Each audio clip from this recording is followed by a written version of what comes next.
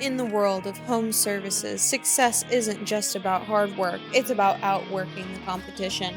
Welcome to the OUTWORK'em podcast, where founders Ryan Kearney and Thomas Eberts break down the cutting edge strategies that are transforming the home industry. From HVAC to plumbing, roofing to contracting, and everything in between, we're bringing you the tactics and insights you need to dominate your market. Join us as we interview the industry leaders, sharing their secrets to success and their predictions for the future. Get ready to outwork, outsmart, and outgrow your competition. This is the Outwork'em podcast. What's up, y'all? Outwork'em podcast launch today here with my lovely wife, Jana. She will be interviewing me today. Usually I'll be having different guests on. She'll be having some guests on. But today, the first episode, we're going to share motivation, best practices, stories to help everyone on their journey for success with their home service business. And with that said, I'll kick it off to Jana. She has some questions for me, and it's going to be conversation style. Yeah, to set the stage for this today, we wanted to let you guys get to know Ryan a little bit more and just where he's at helping people out in this business with their marketing and their sales, getting better leads and more quality leads. So, Ryan, you've played a crucial role in helping HVAC and home service businesses flourish. Can you take us back to the beginning? Tell us about the birth of Seer Marketers and the passion that fuels its mission. All right. So, love the question. And the birth of Seer Marketers, I feel like telling that story feels most appropriate to start off with, prior to birth, there's like a pregnancy and there's a conception. And, prior to Seer Marketers, I was working as a generalist marketer, got started in e-commerce, found myself enjoying that, and then started to share tips, best practices, doing some consulting for local service businesses, and met our business partner, Thomas, and we launched everything in a new direction, helping exclusively home service businesses through Seer Marketers. So the way that started, specifically Seer Marketers, I won't go into details about the specific first client in the home service business or anything like that. That'll be another episode that I'll dive into some of that with that business owner, and I'll leave a little cliffhanger. I won't even say their name or their business here, but it was just walking with a friend in the morning, frequently going on hikes, and we would talk about life, talk about business, and he was in the home service niche, and I would talk about what's going on with work for me sometimes. We'd talk about sales together. He had to do sales for his business. I was doing sales for our business. And then we'd also talk about marketing. And he let me know he felt like he wasn't, he wasn't getting well taken care of with the marketing provider he was with. And I let him know, hey, I'd love to take a look for you, and I can let you know if they're giving you the runaround or if they're shooting you straight. And all you got to do is copy me on an email, let them know I'm be helping you out if you want. They'll probably be a lot more open-hearted if you just create an email address for me with your company name, and they'll be a lot less guarded. If they were to think I was another marketer, they probably wouldn't be as forthcoming with some of the information. So we started there, and as we started to have conversation, we uncovered that they were ranking him for services in a state that he wasn't doing business in, and his account wasn't being well cared for, and they weren't really stewarding his funds the way that he wanted or should be happening. And because it was a close friend of mine, I really was a little upset that he was being taken advantage of. and decided to get involved. And he let me know he wanted to work with us rather than who's working with. And that launched the whole journey of focusing solely on home service business marketing. That's awesome. I can't wait to get him on the pod to share with you guys and get his testimonial. Our listeners are probably eager to know some strategies that you're implementing in the agency, you and Thomas are implementing in the agency. So can you give us a little bit of a tap into your expertise? Totally. Like what you're doing? Yeah. We have a lot of guides on our website for people who want to learn about this on their own. Maybe they have a team that wants to implement some of these things. So we have blogs. We call it the Top Seer Academy. So visit topseermarketers.com. You'll click on the resources academy, and there's things for local SEO, map pack rankings, making service pages, and ultimately we all want to get more leads, more sales, and a better return on investment. So we look at everything through that criteria, and a lot of times it needs to start with, okay, what types, if we want to get better return on investment, we just don't want more leads. We want more of a specific type of lead that we know usually provides a certain type of return on investment, or sometimes it's just a closer proximity to our shop, or someone we enjoy, a type of person or type of client that we enjoy working with more. So we get clear on that, and once we get clear on that, we dial in the marketing and the messaging around that avatar, and then we also work on whatever assets we have, landing pages, website, social media, email marketing, and have everything geared towards success in the specific areas that we want to make progress.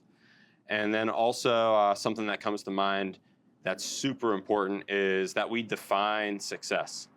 So we want to talk about where we're at now and where we want to go, and define some strategies to help us get there. We call it a roadmap. So that's something that we do with all of our clients, usually in the strategy portion. We do a discovery call where we connect and get to know one another, learn about your goals, and right there, it's kind of like a does it fit call. We find out if where you're at and where you want to go can be supported by us working together. And if that is the case, then we put together a strategy, have a strategy call, and then make a decision together about if it makes sense to execute on the strategy together to reach the goal. So the home service business umbrella of HVAC, plumbing, construction, remediation, landscaping, all of that. Mm-hmm. It seems like it's a pretty competitive industry on their end, and then also on our end as the marketing side. Totally. And everyone is always, trying to get better people on their team, more efficient, better results. And what would you say separates Top Seer from our competition in the marketing field, based on what our clients have reported back to us? Based on what our clients have reported back to us, it's that our communication is really good. Not only do we hold ourselves accountable within our internal team, but we extend that out into our clients. That's feedback that we got, that they really love how we keep them accountable to our roadmap.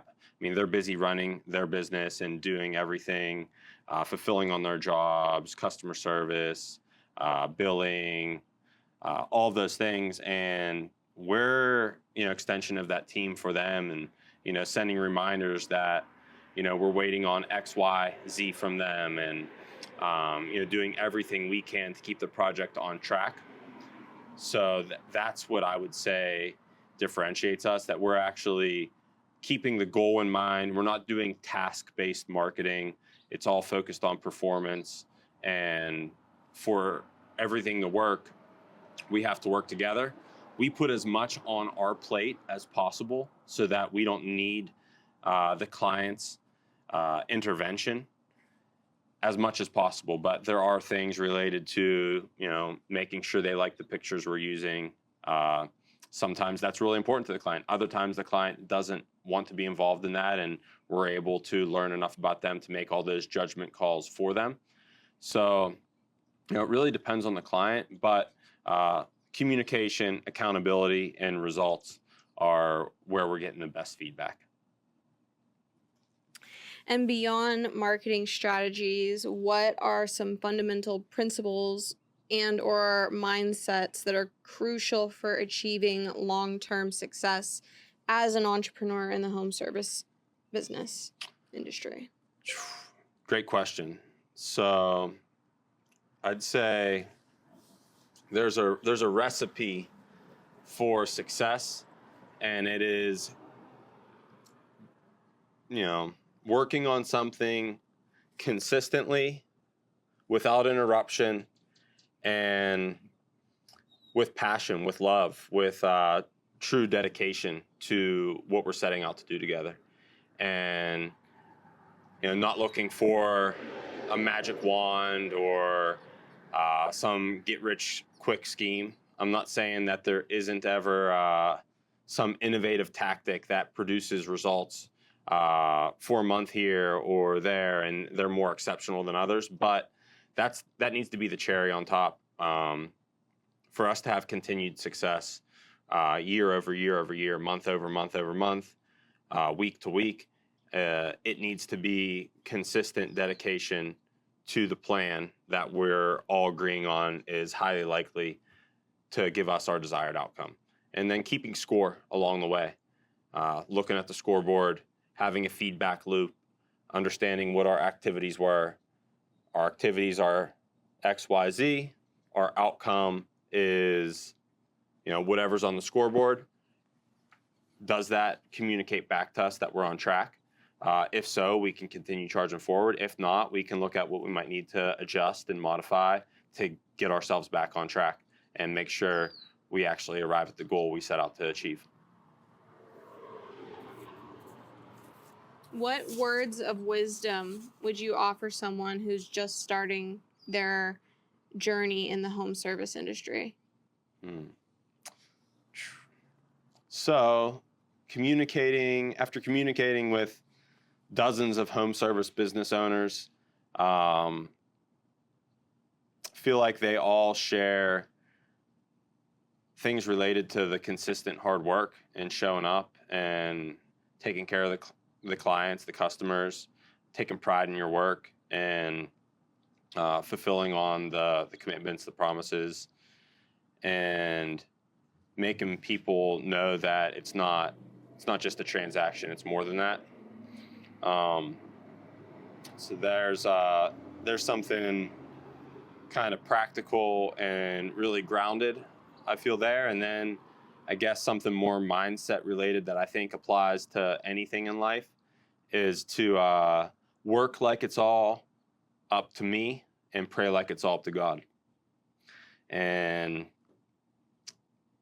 that approach keeps me in check in many ways, because when I say that prayer, if I felt like there was something I left on the table or I didn't finish up that day, when I go to say that prayer, it's on my conscience, and I know, and I might just take care of it in that moment, or it's the first thing I take care of the next day.